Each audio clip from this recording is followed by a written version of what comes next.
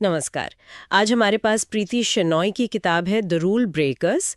इसके हिंदी सार के कुछ अंश हैं जिन पर हम थोड़ी गहराई से बात करेंगे। हाँ, तो हमारे पास कहानी का स्ट्रक्चर, जो मुख्य किरदार है वंदना, और जो इसके जरूरी संदेश हैं उनका एक निचोड़ सा है। कोशिश यही रहेगी कि इस कहानी के जरिए ये समझे कि सेल्फ डिस्कवरी यानी आत्म खोज और महिला सशक्तिकरण पर क्या बात कही गई है। हाँ, तो कहानी का फोकस है वंदना पर, एक छोटे शहर की लड़की जिसके अपने कुछ सपने हैं।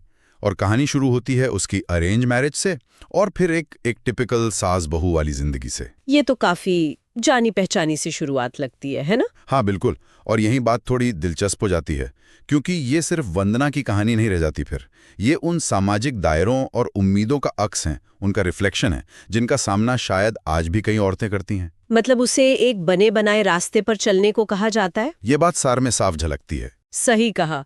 लेकिन जैसा किताब का नाम ही है रूल ब्रेकर्स, तो लगता तो यही है कि वंदना शायद इन दायरों में बंधी नहीं रहती। बताया गया है कि वो अपने सपनों को भूलती नहीं है।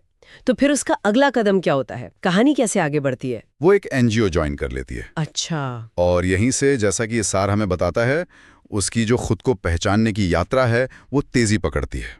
ये सिर्फ एक नौकरी नहीं है उसके लिए, ये एक टर्निंग पॉइंट है, एक बड़ा मोड़। अच्छा, तो ये जो एनजीओ वाला स्टेप है, ये सिर्फ उसके लिए पर्सनली ही अहम नहीं है, मतलब इसका असर और भी होता है। बिल्कुल, यहाँ यही बताया गया है कि एनजीओ में काम करते हुए उसे न सिर्फ अपनी अंदर की जो ताकत है उसका एहसास होता है, बल्कि वो उन दूसरी लड़कियों और महिलाओं के लिए भी एक आवाज़ बनती है जो समाज में, आप जानते हैं, तरह तरह के दबाव, भेदभाव, असमानता, ये सब झेल रही होती हैं।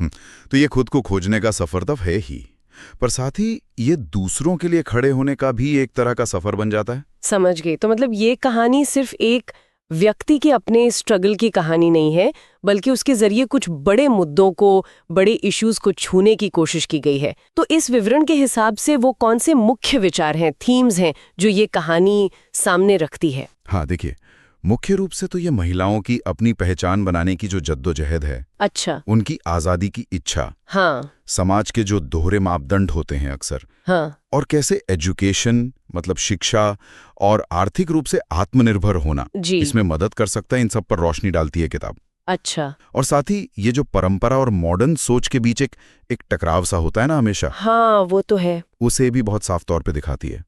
वंदना का सफर, उसका जो रास्ता है, वो इसी टकराव का एक जीता जागता उदाहरण है। कि कहानी, जैसा इस सार में बताया गया है, वो सिर्फ नियम तोड़ने के बारे में नहीं है। ये उससे कहीं ज्यादा गहरी बात है। हाँ बिल्कुल सही। निष्कर्ष यही निकलता है कि जब महिलाएं समाज के बनाए हुए जो बंधन हैं उनको चुनौती देती हैं और अपने मन की सुनती हैं, तो वो सिर्फ अपनी जिंदगी नहीं बदलती, हाँ। उनका ये कदम दूसरों के लिए भी एक मिसाल बन जाता है, एक उम्मीद की किरण। तो ये बदलाव सिर्फ पर्सनल नहीं रहता, ये एक तरह की सोशल इंस्पिरेशन, एक सामाजिक प्रेरणा बन जाता है। यानी कि नियम तोड़ना यहाँ पर सिर्फ कोई विद्रोह या रिबेलियन नहीं है, बल्कि अपनी पहचान बनाने का और खुद को सशक्त बनाने का एक तरीका है, एक रास्ता है। बिल्कुल सही पकड़ा आपने। और यहीं पर एक सवाल छोड़ जाते हैं सोचने के लिए। अगर हम आज के समय में देखें तो समाज में ऐसे कौन से छोटे छोटे रोजमर्रा के नियम या उम्मीदें हैं जो शायद बहुत साफ दिखते भी नहीं हैं, लेकिन फिर भी लोगों को, चाहे वो महिला हो या पुरुष, उनको कहीं ना कहीं आगे बढ़ने से रोकते हैं? और उन अदृश्य से लगने वाले नियमों को तोड़ने का आज के समय में क्या मतलब हो सकता है, इस पर सोचा जा सकता है।